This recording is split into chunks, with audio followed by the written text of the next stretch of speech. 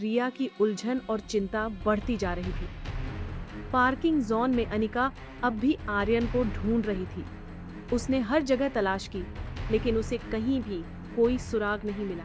उसकी आवाज थक चुकी थी और उसका धैर्य जवाब देने लगा था।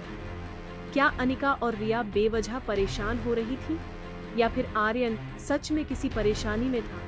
क्या रोहित को सच्चाई पता चलेगी, और अगर पता चला तो वो क्या करेंगे?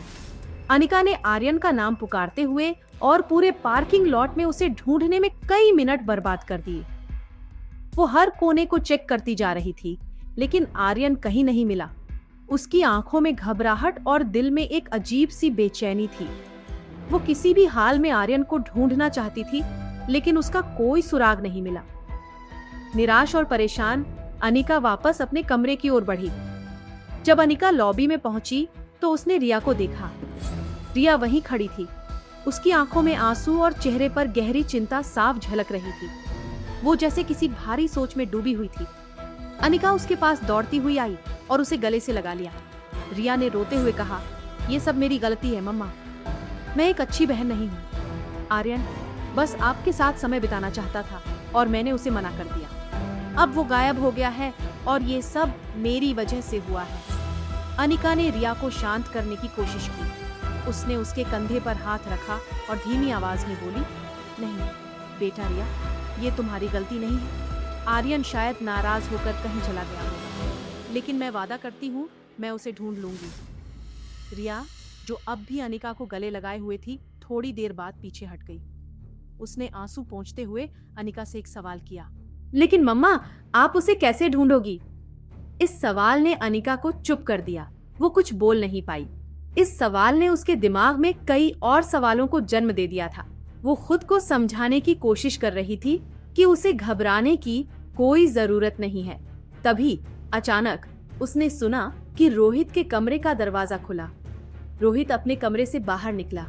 उसकी आंखें नींद से भारी थीं और वो अपनी आंखें मलते हुए लॉबी में आया। जैसे ही अनिका ने रोहित को देखा, वो जल्दी से सीढ़ियों की ओर भागी और वहीं छिप गई। रिया वहीं खड़ी रही। उसने रोहित को आते देखा और अपने आंसू जल्दी से पोंछ लिए। उसकी कोशिश थी कि रोहित को ये न लगे कि वो परेशान है। रोहित ने आंख मसलते हुए जोर से कहा, आर्यन, तुमसे कितनी बार कहा है कि बिना मेरी इजाजत के कमरे के बाहर मत जाया करो, वो भी रात के इस वक्त। अगर कोई तुम्हें किडनैप कर लेता तो? रोहित की आवाज में हल्का गुस्सा था, लेकिन ये किडनैप वाली बात वो अक्सर आर्यन को डराने के लिए कहता था, ताकि वो बिना बताए कहीं न जाए।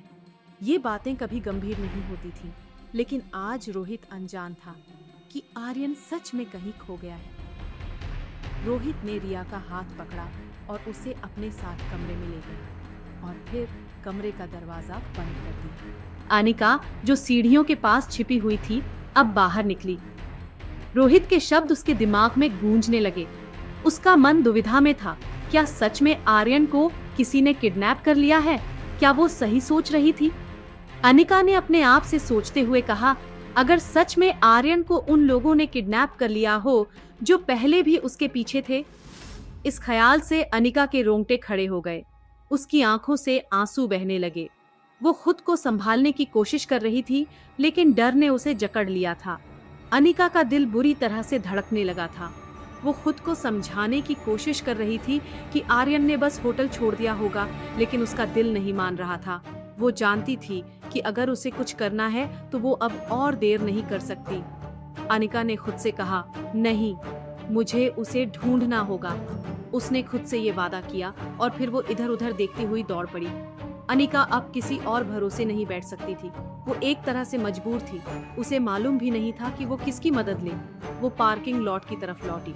उसकी आंखें चारों ओर दौड़ रही थी, मानो कहीं से आर्यन का चेहरा सामने आ जाए। वो हर दिशा में देख रही थी, हर कार के पास जाकर उसे झांक रही थी। अनिका का मन अब और भी घबराया हुआ था। वो जानती थी कि आर्यन की सुरक्षा की जिम्मेदारी अब उसकी है। उसने ठान लिया था कि चाहे जो भी हो वो उसे ढूंढ निकालेगी। क्या अनिका अपने बेटे को ढूंढ पाएगी? और क्या वो उस छुपी हुई सच्चाई तक पहुंच पाएगी जो आर्यन की गुमशुदगी के पीछे है? क्या लेगी वो रोहित की मदद? आखिर आर्यन है कहाँ? आगे की कहानी जानने के लिए देखें अगला एपिसोड सिर्फ पॉकेट एफएम के यूट्यूब चैनल पर। और एक लड़की को देखा तो के सारे एपिसोड को सुनने के लिए डिस्क्रिप्शन में दी गई लिंक से डाउनलोड करें पॉकेट एफएम ऐप।